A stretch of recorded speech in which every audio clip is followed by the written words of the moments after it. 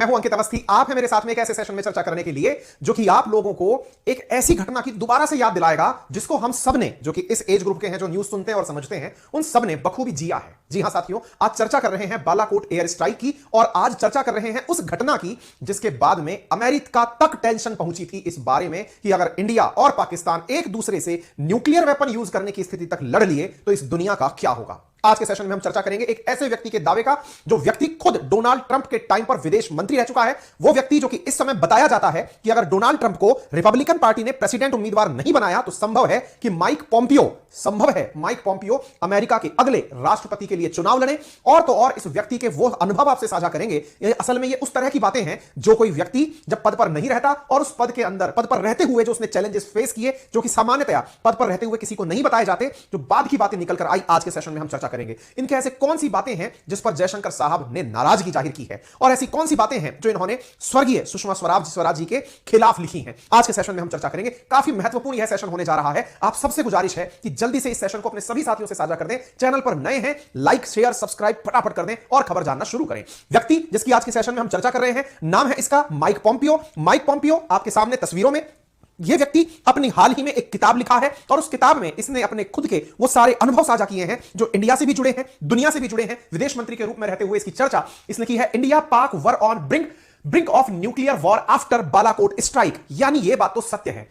जो लोग अक्सर भारत की राजनीति में बालाकोट स्ट्राइक हो या फिर उरी हमले के बाद में भारत के द्वारा किया गया सर्जिकल स्ट्राइक हो, जब भी कोई हमसे प्रमाण मांगता है कि आपने ऐसा कुछ किया था अथवा नहीं, तो यह खुद पूर्व विदेश मंत्री यह बोलता है कि भारत के बालाकोट एयर स्ट्राइक के बाद पाकिस्तान न्यूक्लियर हमला करने की तैयारी में आ गया था। इससे यह समझ में तो आता है कि हुआ तो कुछ बहुत बड़ा था। अब हमारे यहां पर क्या राजनीति है वो तो सब हम अपने हिसाब से निपट लेंगे, लेकिन दुनिया ने इसको कितना गर्मी के साथ फील किया, आज के सेशन में हम इसकी चर्चा करेंगे। इसमें इन्होंने अपनी चर्चा के अंदर कहा है कि सुषमा स्वराज जी ने मुझे बताया था कि पाकिस्तान न्यूक्लियर अटैक का प्लान कर रहा है। यदि उसने ऐसा किया तो इंडिया अपनी पॉलिसी का पालन करते हुए उसको मुंहतोड़ जवाब देगा, क्योंकि भारत पहली बार न्यूक्लियर वेपन यूज नहीं करेगा। यह तो कसम खा रखी है, लेकिन किसी ने हम पर अगर चला दिया तो उसे जिंदा नहीं छोड़ेगा।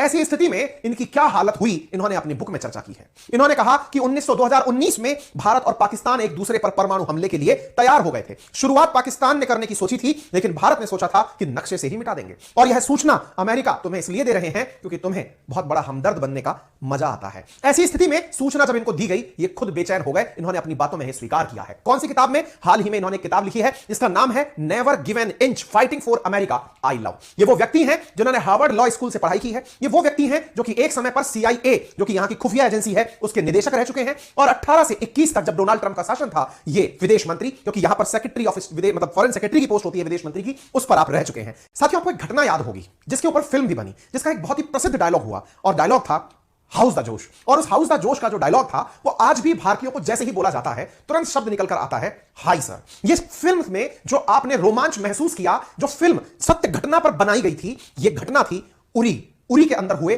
हमारे सैन्य ठिकाने पर आतंकियों के हमले की। साथियों, वर्ष 2016 के अंदर 18 सितंबर को जैश-ए-मोहम्मद के आतंकियों ने, जो कि पाकिस्तान से ट्रेन होकर इंडिया आए थे, उन्होंने एक कैंप पर हमला किया, जिसके चलते 19 सोल्जर जो हैं वो ऑन द स्पॉट मारे गए। हमारे सैनिकों के मरने के बाद भारतीय सेना ने इस घटना का बदला लेने के लिए पाकिस्तान में घुसकर सर्जिकल स्ट्राइक किया और यह सर्जिकल स्ट्राइक 29 सितंबर को किया गया और पाकिस्तान के अंदर घुसकर के आतंकियों के लॉन्च पैड और ठिकानों को समाप्त किया गया। इसका नाम सर्जिकल स्ट्राइक दिया गया। और जब यह सर्जिकल स्ट्राइक सुर्खियों में आई तो सुर्खियों में बहुत जबरदस्त तरीके से इसकी तारीफ हुई कि भारत ने अपने सोल्जरों के हत्यारों का बदला ले लिया है। इस घटना के 3 साल बाद यही जैश-ए-मोहम्मद फिर से सिर उठाता है और एक बहुत कायराना हरकत करता है। और इस कायराना हरकत में जम्मू कश्मीर में पुलवामा नामक जिले के अंदर CRPF के एक कैनवॉय के ऊपर, जहां 70 से अधिक गाड़ियों में 2500 से अधिक CRPF के जवान ट्रांजिट में जा रहे थे, यानी कि एक स्थान से दूसरे स्थान तक जा रहे थे, तभी अचानक विस्फोटकों से भरी हुई एक SUV गाड़ी आकर के CRPF के जवानों से भरी हुई बस से टकराती है और खबर छपती है। खबर है 44 dead in valley bloodiest day. खबर छपती है फियादीन kills 44 CRPF man injures many others. तस्वीरें आती हैं जिससे पूरा देश स्तब्ध हो जाता है। यह घटना 14 फरवरी 2019 की है।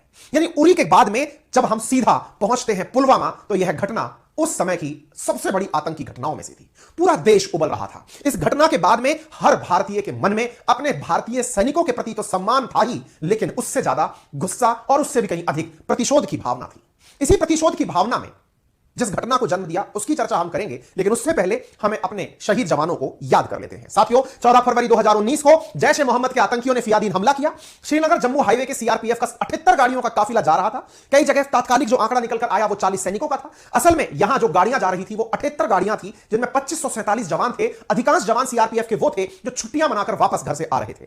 तभी 350 किलो विस्फोटक से भरी एक एसयूवी आती है और वह विस्फोटकों से भरी एसयूवी 2 बसों में से एक के पर कच्चे उड़ा देती और 40 जवान ऑन द स्पॉट शहीद हो जाते हैं। साथियों, यह घटना जम्मू कश्मीर के अंदर पुलवामा डिस्ट्रिक्ट की थी। तस्वीरें आती हैं, परकच्चे शवों के छत विक्षत हालात लोगों को एकदम उद्विग्न कर देते हैं और उस घटना में भारत के सीआरपीएफ के जवान शहीद होते हैं, जिन्हें आज भी हम श्रद्धा सुमन अर्पित करते हैं और उनके अदम्य साहस और उनके बलिदान को आज याद रखते हैं। देश लेकिन उबल रहा था। इस उबलते हुए देश में एक बहुत जबरदस्त बात थी कि जब वो हमारे यहां आकर के ऐसा कर सकते हैं तो हम घुस करके उन्हें क्यों नहीं मार सकते। इस विषय पर चर्चाएं चल रही थी। इस बीच में न्यूज आती है। न्यूज ये है कि यह पूरी कहानी मसूद अजहर के भाई ने एक रैली के अंदर बहुत पहले अनाउंस कर दी थी। कहते हैं कि मौलाना अब्दुल रऊफ असगर ने भारत को दहलाने के बारे में 5 फरवरी को कराची के अंदर जैश ए मोहम्मद की एक रैली में कहा था कि हम भारत को दहलाने वाले हैं। 10 दिन पहले कहा गया कोई भी भाषण और 14 फरवरी को जब वो एग्जीक्यूट होता है तो फिर खबर छपती है और वो खबर है बदला। वो खबर है एज स्नीकली एज दे केम। पुलवामा का हिसाब पूरा, चूज वाइजली। हर तरफ देश और दुनिया की हर भाषा के अखबार में एक ही खबर, भारत ने किया अपना बदला पूरा। और जब ये खबर छपती है तो इस खबर के पीछे क्या था, अब मैं आपको वो बताता हूं। साथियों, 12 दिनों के भीतर भीतर भारत ने पाकिस्तान से बदला ले लिया था, क्योंकि घटना 14 फरवरी की थी। भारत ने 25 फरवरी की नाइट में ही कारनामा कर दिया था। एक दिन बाद 15 तारीख को सुरक्षा मामलों की कैबिनेट कमेटी की बैठक होती है। इस बैठक में प्रधानमंत्री की अध्यक्षता में पाकिस्तान से बदला लेने के लिए ऑप्शन चुने जाते हैं। उरी हमले के बाद भारत ने सर्जिकल स्ट्राइक का हालांकि फैसला लिया था, लेकिन इस बार यह तय हुआ कि किसी दूसरे तरीके से अंजाम दिया जाएगा, क्योंकि पहले हमारी थल सेना क्रॉस करके दूसरी तरफ गई थी, लेकिन इस बार तरीका और बड़े स्केल पर करने का था। ऐसी स्थिति में मंथन करके यह फाइनल किया गया कि इस बार बॉर्डर क्रॉस करके नहीं जाएंगे, हम हवाई हमला करेंगे, एयर स्ट्राइक करेंगे। प्रधानमंत्री नरेंद्र मोदी की तरफ से एनएसए अजीत डोवाल को इस प्लान की जिम्मेदारी दी गई। अजीत डोवाल और तत्कालीन वायुसेना प्रमुख बीएस धनोआ ने पूरे एक्शन का ब्लूप्रिंट तैयार किया। इसी दौरान तय हुआ कि बालाकोट में मौजूद जैश ए मोहम्मद के ठिकानों को निशाना बनाया जाएगा। वायुसेना को अहम जिम्मेदारी दी गई। आप लोगों को अगर याद हो तो जब मैंने कुछ दिनों पहले, आपको ध्यान होगा, बताया था कि जब यूक्रेन से उड़ करके जेलेंस्की अमेरिका गए थे तो उनके हवाई जहाज के ऊपर भी एक और हवाई जहाज उड़ रहा था जो दुनिया की निगरानी रख रहा था कि कहीं कोई तरफ से मिसाइल या कोई और हमला ना हो जाए। वो था अवाक्स। भारत ने भी इसे लॉन्च किया। साथियों, भारत ने हमले के लिए मिराज 2000 को चुना। मिराज 2000 जाएगा और अटैक करेगा, लेकिन हवा में उस समय अवाक्स एक फाइटर प्लेन और प्रेजेंट रहेगा जो निगरानी करेगा कि कहीं हमारी तरफ तो कोई निशाना नहीं बना रहा है। इसी दौरान ग्वालियर में इसे तैनात किया हुआ अवाक यहां से उड़ता है। आगरा बेस को अलर्ट कर दिया जाता है। 25 फरवरी की शाम को ऑपरेशन में हिस्सा ले रहे लोगों के फोन बंद करा दिए जाते हैं। प्रधानमंत्री मोदी, एनएसए अजीत डोवाल, बीएस धनोआ लगातार हर अपडेट की जानकारी ले रहे होते हैं। घटना का अंजाम लिया जाना था, बदला लिया जाना था। साथियों, घटना होती है और यह घटना यहां से निकलकर अगर आपको पुलवामा मैप पर दिखाई दे रहा है तो पाकिस्तान ऑक्यूपाइड कश्मीर के अंदर एक स्थान है जिसका नाम है बालाकोट, नजदीक है मुजफ्फराबाद। उसे टारगेट किया जाता है और भारतीय सेना के जहाज यहां से उड़ते हैं और 12 विमान भारतीय सीमा में जो एलओसी है उसे क्रॉस करके पाकिस्तानी क्षेत्र में, पाकिस्तान ऑक्यूपाइड कश्मीर के पास निकट स्थित पाकिस्तानी सीमा पर पहुंच करके कहर बरपाना शुरू करते हैं। 21 मिनट में पूरा एक्शन कंप्लीट। 1000 किलो से ज्यादा बम बरसाए गए और साथ में जैश का जो सेंटर था अल्फा 3 उसको नेस्तनाबूद कर दिया गया। बालाकोट, मुजफ्फराबाद और चकोटा पर हमला किया गया। जब यह हमला होता है, अब देखिए, हम लोग तो फिर भी राजनीति में कई बार किसी चीज के प्रमाण मांगते हुए लोगों को देखते हैं, लेकिन इसके प्रमाण खुद पाकिस्तान ने दिए। इसके प्रमाण पाकिस्तान ने खुद देकर किस प्रकार से दिए? उनके प्रधानमंत्री इमरान खान ने यह एक्सेप्ट किया कि हमारे ऊपर इंडिया ने एयर स्ट्राइक की थी, क्योंकि अगले ही दिन पाकिस्तान ने अपनी तरफ से F-16 भारत की तरफ उड़ाया था। याद होगा अभिनंदन वाला घटनाक्रम, जब अभिनंदन ने अपने मिग से पाकिस्तान में अमेरिका द्वारा दिया गया F-16 गिरा दिया था। ये उसी समय की बात है। मेमोरी शायद थोड़ी हमारी इधर उधर हो जाए, घटनाएं याद रहती हैं। साथियों, 26 फरवरी की रात मिराज 2000 ने उड़ान भरी और देर रात मिराज 2000 ने ग्वालियर से उड़ान भरते हुए आगरा बलेरी एयरबेस को, एयरपोर्ट को अलर्ट करते हुए और यहां से हम पाकिस्तान के एयर डिफेंस सिस्टम के अंदर एंट्री करते हैं। 12 मिराज लड़ाकू विमान रात लगभग 3 बजे पाकिस्तान की सीमा में दाखिल होते हैं और बालाकोट में बम बरसाने शुरू कर देते हैं। पाकिस्तान को पता चल चुका था, F-16 एक्टिवेट हो चुके थे और भारतीय नौसेना ने तब तक जैश ए मोहम्मद के ठिकाने तबाह कर दिए थे और ठिकानों को तबाह करके वो वापस लौटना शुरू हो चुका था। कहते हैं बम बरसाने का काम तो मात्र 90 सेकंड में पूरा हो गया था। बम बरसाए, इसमें से एक एयरफोर्स पायलट ने अपना नाम बताने की शर्त पर कहा था कि हमने अपने परिवारजनों को भी नहीं बताया था कि हम क्या करने जा रहे हैं। बालाकोट एयर स्ट्राइक का नाम दिया गया था ऑपरेशन बंदर। साथियों, ऑपरेशन बंदर क्यों? क्योंकि रामायण के अंदर बंदरों ने ही बड़े चमत्कार दिखाए हैं। वानर सेना ने ही जो हश्र किया था लंका का, वो आज तक रामायण की चौपाइयों में विद्यमान है। कुछ उसी तर्ज पर भारतीय वायुसेना ने पाकिस्तान का हश्र किया था और इस काम को करके हम लौटे 27 फरवरी 2019 को पाकिस्तान की वायुसेना बौखलाकर भारत की सीमा में घुसने की कोशिश करती है, लेकिन हम सतर्क थे, हमें पता था कि तुम आने की कोशिश करोगे। और उस समय आप तारीखों को ध्यान लेते हुए चलिएगा, 25 की तैयारी, 26 की रात, 27 की वापसी, 27 को फरवरी को पाकिस्तान अपने द्वारा तैयारी करता है और ऐसी स्थिति में युद्ध का सा माहौल बन जाता है। लेकिन उसी समय भारतीय वायुसेना के विमान तैनात खड़े थे, अभिनंदन MiG-21 उड़ा रहे थे। और तो और अगर आपको कभी मौका मिले, कोई वीडियो देखिएगा जिसमें कि कभी फायर एयरप्लेन जो फाइटर जेट्स होते हैं, जब वो आमने सामने डॉजर हेड में होते हैं तो क्या हालात होते हैं। MiG-21 से F-16 को गिरा दिया जाता है। F-16 गिराने वाले अभिनंदन, इनका खुद का भी विमान क्रैश हो जाता है और ऐसी स्थिति में ये पाकिस्तान की सीमा में जाकर गिरते हैं। हालांकि पाकिस्तान ने भारत के उस प्रेशर को फील कर लिया था कि अगर अभिनंदन को हमने गिरफ्तार करके रखा तो शायद भारत उसे छुड़ाने के लिए किसी भी सीमा तक चला जाएगा, और पाकिस्तान ने स्वतः ही 60 घंटे के भीतर भीतर अभिनंदन को रिहा कर दिया। आप इससे अंदाजा लगा सकते हैं, ओनली 60 आवर्स। जिस व्यक्ति ने MiG-21 से पाकिस्तान के F-16 को उड़ा दिया था, वो व्यक्ति जो अपना भी विमान खराब होने पर, अपना भी विमान क्रैश होने पर पाकिस्तान की सीमा में लैंड किया था, उस पाकिस्तान की इतनी भी हिम्मत नहीं थी कि वो कुछ भी हाथ भी लगा सकता था। उसने सहर्ष अभिनंदन को भारतीय सीमा में छोड़ने का कार्य किया। ये अभिनंदन भारत में एंट्री करते हुए आपको दिखाई दे रहे हैं। अभिनंदन भारत आते हैं और भारतीय वायुसेना का यह पराक्रम पूरी दुनिया में तारीफ के काबिल किया जाता है और उन्हें सम्मान स्वरूप वीर चक्र दिया गया। ये आप तस्वीरें देखते हैं, यानी कि ये फेक नहीं हो रहा है। और जब ये घटना होती है तो आज एक और प्रमाण इसका पेश होता है माइक पॉम्पियो के द्वारा, क्योंकि माइक पॉम्पियो भी अब उन दिनों को अपनी गवाही में देते हैं। माइक पॉम्पियो कहते हैं अपनी पुस्तक के अंदर, जिसका नाम है never give an inch fighting for the America I love, ये वो पुस्तक है जब ये विदेश मंत्री 2021 तक रहे, उस समय इन्होंने जो अनुभव किया उस दिन के बारे में वो इन्होंने बताया। याद होगा, मैंने कहा था तारीखें याद रखना। 27 फरवरी के दिन पाकिस्तान का F-16 भारत ने मार गिराया था। इसी बीच की घटना इन्होंने 27-28 तारीख को बताई। इन्होंने कहा कि भैया एक दिन बाद अमेरिकी राष्ट्रपति किम जोंग उन से मिलने वाले थे। कहां पर? वियतनाम के अंदर। इस कारण से मैं वियतनाम की यात्रा पर था, और इसी दौरान मेरे पास टेलीफोन आता है। किसका? भारतीय समकक्ष सुषमा स्वराज जी, स्वर्गीय सुषमा स्वराज जी, जो उस समय विदेश मंत्री हुआ करती थी। उन्होंने कहा कि पॉम्पियो ने अपनी किताब में लिखा कि मुझे नहीं लगता कि दुनिया ठीक से जानती है कि फरवरी 2019 में भारत पाकिस्तान की प्रतिद्वंद्विता किस हद तक परमाणु हमले के करीब पहुंच गई थी। उन्होंने खुद की किताब में लिखा है कि मैं उस रात को कभी नहीं भूलूंगा। क्यों नहीं भूलूंगा? क्योंकि मैं हनोई में था, हनोई वियतनाम में था। एक तरफ उत्तर कोरिया के परमाणु हथियारों पर चर्चा हो रही थी और दूसरी तरफ भारत पाकिस्तान सालों से जारी कश्मीर मुद्दे पर एटमी हमले की धमकी देना शुरू कर चुके थे। जब भारतीय समकक्ष यानी कि सुषमा स्वराज जी ने बताया कि पाकिस्तान परमाणु हमले के लिए तैयार है और वो भी जवाब देंगे, तब मैंने उनसे कुछ नहीं कहा, करने को कहा और सब कुछ ठीक करने के लिए थोड़ा सा वक्त देने को कहा कि आप थोड़ा वेट करिए, मुझे थोड़ा सा समय दीजिए। मैंने पाकिस्तान के सेना प्रमुख जनरल कमर बाजवा को फोन किया, बातचीत की और उन्हें बताया कि भारत के विदेश मंत्री ने मुझे परमाणु हमले के बारे में जानकारी दी है, लेकिन बाजवा ने कहा यह सच नहीं है। उन्होंने कहा कि उनकी टीम ने इस संकट को टालने के लिए भारत और पाकिस्तान दोनों के साथ पूरी रात काम किया। यानी अमेरिका खुद तंग था, क्योंकि आपको याद होगा अभिनंदन की, जब अभिनंदन पाकिस्तान के पास था तो पाकिस्तान की सांसें क्यों अटकी थी कि भारत अभिनंदन को छुड़ाने के लिए, भारत अपने इस, क्योंकि पुलवामा हमला हमारे ऊपर हुआ था, उसके बाद में हम अटैक करने के लिए पूरी तत्परता से गए थे। अभिनंदन की अगर तुमने अपने साथ में रखी तो कुछ और बड़ा होने वाला। उस समय तो इतनी जबरदस्त चर्चाएं हो रही थी कि कुछ बहुत बड़ा हो जाएगा, और इस स्थिति को ये खुद बताते हैं कि मैं उन रातों में सो नहीं पाया था।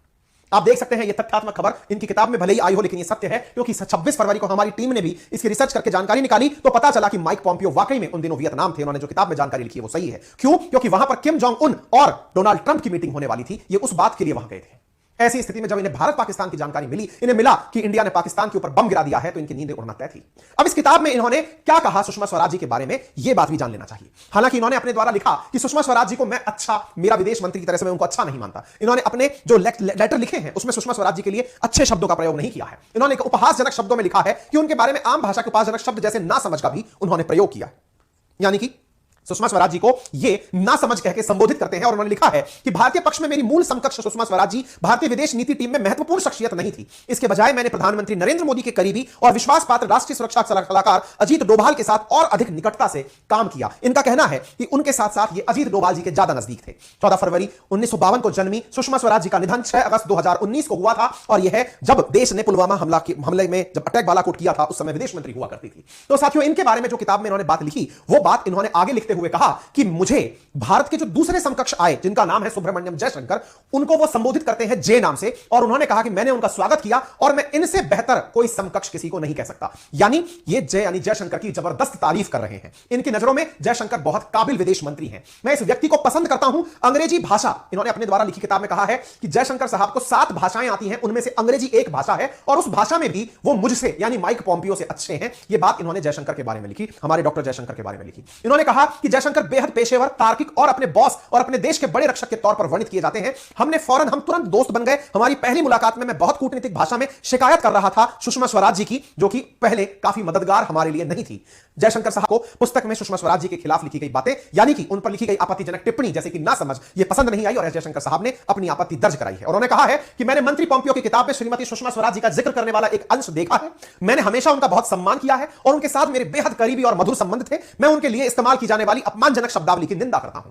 यह होता है अपने सीनियर के प्रति रेस्पेक्ट जाहिर करना। आपने सीनियर के प्रति आपकी प्रशंसा करके कोई आपके सीनियर की बेइज्जती करे या उसके ऊपर कुछ कटाक्ष करे और आप उसे स्वीकार ना करें, यह सच्चे एक अच्छे राजनेता और एक अच्छे डिप्लोमेट की निशानी है। और इन्होंने भी यही किया कि तुम मेरी तारीफ करके ये मत समझो कि तुम किसी की बुराई कर लोगे। हालांकि ये वो व्यक्ति है जिसने जब सुषमा स्वराज जी का निधन हुआ था तब लिखा था फ्रेंड एंड स्ट्रॉन्ग पार्टनर। हालांकि ये व्यक्ति है, अब अपनी बातों में इसने कुछ भी लिखा हो सकता है इसे लगता हो कि जयशंकर साहब की तारीफ करके, क्योंकि इंडिया में एस जयशंकर साहब की काफी तगड़ी फैन फॉलोइंग है, इसे लाभ मिलेगा। अब तो सुषमा स्वराज जी रही नहीं, लेकिन जयशंकर साहब ने इसे इस्तेमाल करने का साधन नहीं बनने दिया और उसे पूरी प्रतिक्रिया देते हुए कहा कि संभल कर, इतना ही काफी है। साथियों, अब इस बारे में बहुत बड़ा न्यूज ये बनती है कि पोम्पियो ने इस समय इस बारे में चर्चा क्यों की, भारत के अंदर ये सुर्खी का कारण क्यों बना। जैसा मैंने आपसे कहा, चुनाव लड़ने की इसकी मंशा है, ये खबरों में आ चुकी है। चुनाव लड़ने की मंशा है और ऐसी स्थिति में भारतीयों का जिक्र ना हो कैसे संभव है। जहां एक और चुनाव जीतने के लिए इजराइल, अमेरिका, प्रधानमंत्री नरेंद्र मोदी की तस्वीरें लेकर वोट पाने की कोशिश करते हैं, आज तो इंडियंस इतने प्रभावशाली हैं और अंतरराष्ट्रीय संबंधों पर भारतीयों की पकड़ तो दिनों दिन बढ़ती जा रही है।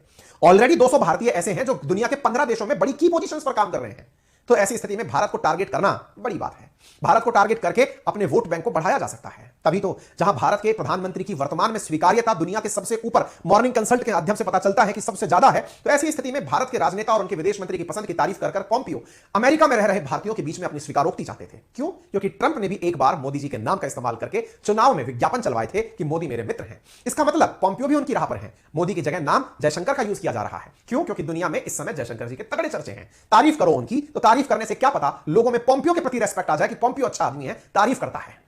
तरीका है। आपको याद होगा नेतन्याहू ने भी, जो कि इजराइल के अंदर राष्ट्राध्यक्ष हैं, उन्होंने भी प्रधानमंत्री मोदी के साथ अपनी मित्रता के पोस्टर छपवाए थे जब चुनाव थे कि मेरी मित्रता है उनके साथ, ताकि मुझे स्वीकार करो कि देखो दुनिया के इतने बड़े लीडर को मैं मित्र के रूप में मानता हूं। प्रचारों में इसने साझा किया था। इसका मतलब ये कूटनीतिक प्रयास नहीं, अपनी राजनीतिक प्रयास भी हो सकते हैं। खैर, जो भी हो, एक पूर्व विदेश मंत्री और अगर भविष्य में राष्ट्रपति पद की उम्मीदवारी के लिए जा रहा व्यक्ति ऐसी बातें लिखता है तो हम तो अपने मतलब की बातें निकाल ही लेंगे। हालांकि भारत की ताकत तो अब कौन नहीं जानता। एससीओ की अध्यक्षता हो या G20 की अध्यक्षता, भारत हर चीज में इस साल अपनी भूमिका निभाने जा रहा है।